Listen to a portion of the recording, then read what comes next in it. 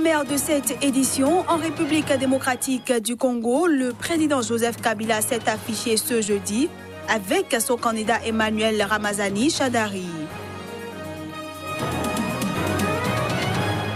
En visite au Portugal, le président angolais João Lourenço a réaffirmé ce jeudi sa détermination à lutter contre la corruption malgré les critiques de son prédécesseur José Eduardo dos Santos. Et puis grève des enseignants dans les écoles publiques en Guinée-Bissau, des milliers d'étudiants ont manifesté ce jeudi pour demander la reprise des cours.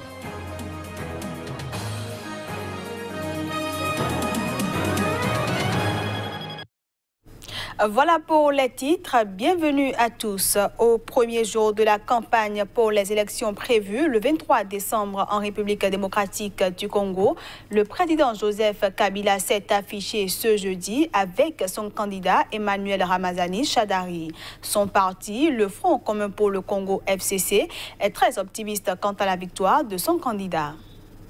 Le président congolais qui doit quitter le pouvoir après les élections du 23 décembre s'est affiché ce jeudi avec son candidat Emmanuel Ramazani Shadary.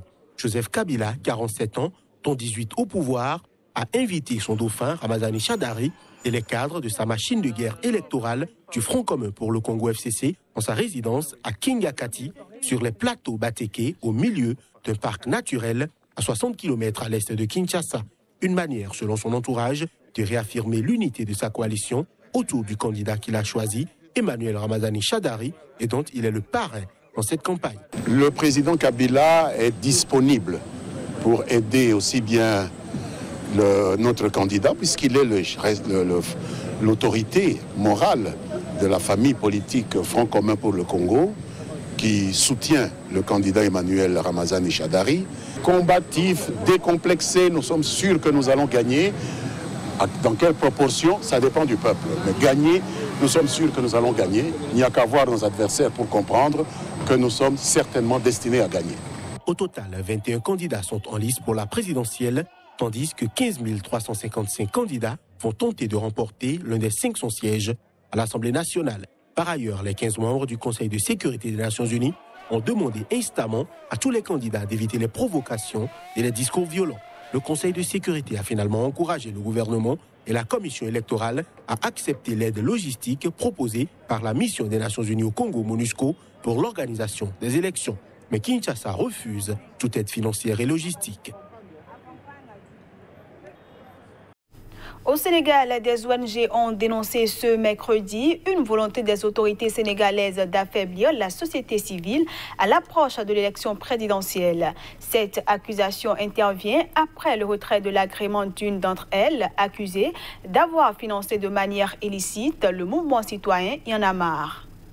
Le 16 novembre dernier, l'ONG Lead Afrique francophone, dont l'objectif est de développer en Afrique un leadership sensible au développement durable et qui est partenaire de Y en a marre, s'est vu retirer son agrément et ordonner la cessation immédiate de ses activités au Sénégal. Le gouvernement sénégalais a justifié cette interdiction en accusant Y en a marre d'avoir reçu des financements illégaux. Selon une source proche du ministère de l'Intérieur, l'État du Sénégal cherche à savoir la source de certains financements, leur montant et leur destination.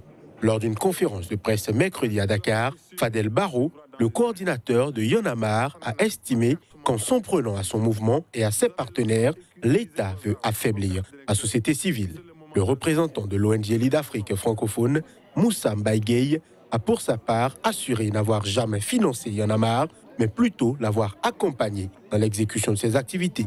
Mouvement citoyen, Y en a marre était à la pointe du combat contre un troisième mandat du président Wade au Sénégal. Il a depuis pris part à des manifestations contre une nouvelle loi électorale qu'a fait adopter son successeur Macky Sall ou pour réclamer la fin du franc CFA. En Afrique du Sud, le président Cyril Ramaphosa a procédé à un mini-remaniement gouvernemental. Et ce, après la récente démission du ministre de l'Intérieur et le décès de la ministre de l'Environnement. Après le décès de la ministre de l'Environnement et la récente démission du ministre de l'Intérieur, le président Cyril Ramaphosa a procédé ce jeudi à un mini-remaniement gouvernemental. Dans le cadre de ce mini-remaniement, le président Ramaphosa a conservé des ministres très controversés dont Batabile Dlamini, en charge du développement social, est accusé d'avoir également menti sous serment. J'ai également décidé de fusionner les ministères des communications, des télécommunications et des services postaux en un seul ministère.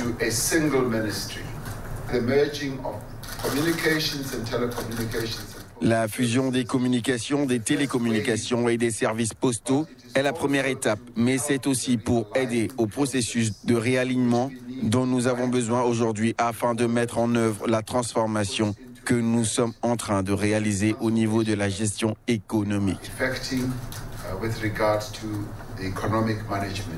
Ce remaniement qui était attendu intervient à 6 mois des élections générales où le Congrès national africain ANC au pouvoir tentera de conserver le pouvoir qu'il contrôle depuis la fin officielle de l'apartheid en 1994. Je le disais en titre, le président angolais João Lourenço a réaffirmé ce jeudi sa détermination à lutter contre la corruption, et ce, malgré les critiques de son prédécesseur, José Eduardo dos Santos, sorti de son silence après avoir été accusé d'avoir vidé les caisses de l'État.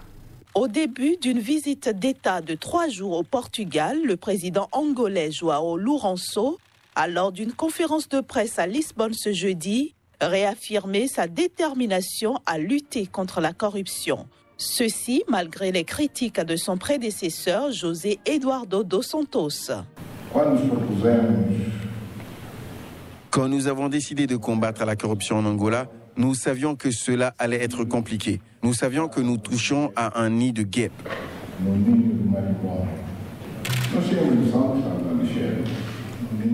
Nous savions que nous touchions à un nid de guêpes et que nous pourrions être piqués. Nous avons commencé à sentir les piqûres, mais cela ne nous tuera pas et nous ne reculerons pas. Il faut que l'on détruise ce nid de guêpes. Le gouvernement angolais entend obtenir de gré ou de force le retour en Angola des capitaux angolais placés à l'étranger, une mesure qui suscite des inquiétudes au Portugal, ancienne puissance coloniale qui a bénéficié d'importants investissements angolais. Par ailleurs, João Lourenço a refusé de répondre directement à son prédécesseur José Eduardo dos Santos, qui a tenu ce mercredi à Luanda sa première conférence de presse depuis son départ de la présidence en septembre 2017 pour refuter l'accusation selon laquelle il avait vidé les caisses de l'État. En Guinée-Bissau, des milliers d'étudiants sont descendus dans les rues de la capitale. Cette manifestation vise à demander la reprise des cours dans les écoles publiques. Des centaines d'étudiants ont manifesté ce jeudi à Bissau contre la grève des enseignants dans les écoles publiques qui se poursuit depuis environ 2 mois. Les étudiants ont marché dans l'avenue principale de la capitale sous l'encadrement de la police en criant « Nous voulons aller à l'école comme les enfants des dirigeants ». Pendant cette seconde manifestation des étudiants, plusieurs établissements commerciaux à Bissau ont fermé leurs portes de peur de débordement. Nous exigeons encore une fois la réouverture des classes. Comme on le sait, 90% des étudiants sont dans les écoles publiques. Jusqu'à présent, il n'y a pas eu de consensus entre le gouvernement et le syndicat des enseignants. Ça fait presque 5 mois qu'ils nous ont dit que les écoles allaient ouvrir. Ce n'est pas vrai. C'est des mensonges tout ça. Parce que jusqu'à présent, nous n'avons pas pu commencer les cours. Nous voulons aller en cours. Nous avons le droit. C'est pourquoi nous manifestons. Selon le porte-parole des manifestants Badile Domingos Sami, le gouvernement devrait intensifier les négociations avec les syndicats d'enseignants afin de mettre fin à la grève dans les écoles publiques. La dernière manifestation d'étudiants organisée le 8 novembre dernier a entraîné des violences policières contre les étudiants, ce qui a été à l'origine du limogeage du ministre de l'Intérieur Moutaro Diallo par le président bissau-guinéen José Mario Vaz. Hors du continent africain, la chef de la diplomatie européenne, Federica Mogherini, a insisté sur le fait que demander des comptes pour l'assassinat du journaliste Jamal Khashoggi n'est pas synonyme de vengeance. Elle a tenu ses propos lors d'une conférence de presse à Ankara avec le ministre turc des Affaires étrangères. L'Union européenne a estimé ce jeudi que ceux qui sont vraiment responsables du meurtre du journaliste saoudien Jamal Khashoggi doivent rendre des comptes. Nous voulons que les responsabilités soient assumées et ceux qui sont responsables, vraiment responsables de ce terrible meurtre, doivent rendre des comptes. Pour nous, dans l'Union européenne, demander des comptes n'est pas synonyme de vengeance. Nous avons toujours été, je tiens à le souligner d'emblée, et nous continuons à être contre, par exemple, toute application de la peine de mort. Alors que le corps de Khashoggi n'a toujours pas été retrouvé plus d'un mois et demi après le meurtre, le chef de la diplomatie turque a mis en doute la volonté des autorités saoudiennes de coopérer avec la justice turque pour résoudre cette affaire. Jamal Khashoggi, un éditorialiste critique de Riyad, qui écrivait notamment pour le Washington Post, a été tué le 2 octobre dernier dans le consulat général d'Arabie Saoudite à Istanbul, où il s'était rendu pour des raisons administratives. Ce meurtre a provoqué une onde de choc mondiale et considérablement terni l'image de l'Arabie Saoudite, notamment du prince héritier Mohammed Ben Salman, accusé par la presse et des responsables turcs d'avoir donné l'ordre de tuer Khashoggi. La justice saoudienne a annoncé la semaine dernière qu'elle allait demander la peine de mort contre 5 personnes accusées d'avoir pris part au meurtre. On passe à présent à la revue de presse Afrique.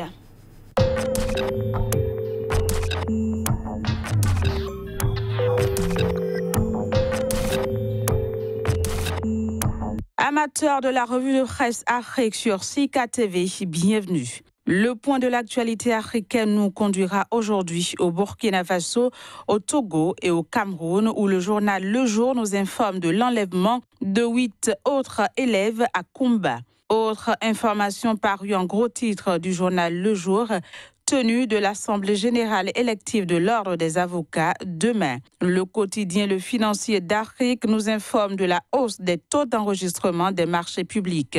Transparence électorale au Cameroun, le journal Mutation informe ses lecteurs que Elecam s'en remet à Dieu. Actualité au Togo à présent, réforme constitutionnelle avant les législatives. Ça coince encore à l'hémicycle, écrit le journal Le Panafricain ce vendredi. On reste avec le quotidien Le Panafricain qui nous informe également de l'ouverture de la 15e foire internationale de Lomé ce jour. Togo toujours, bataille entre la majorité et la C14 au Parlement. Quelle suite pour les réformes à un mois des législatives, s'interroge le quotidien TM Togo Matin ce jour. Puis au Burkina Faso, on célèbre la semaine nationale de l'Internet. À ce sujet, le journal Sidoya évoque le numérique comme un levier de l'économie. On reste avec Sidoya qui nous apprend également que le général Diendéré est attendu à la barre lundi prochain dans le cadre du procès du putsch. Voilà, ce sera tout pour la revue de presse Afrique de ce 23 novembre 2018 sur Sika TV. Merci de nous avoir suivis. On se retrouve lundi pour de nouvelles informations sur le continent africain.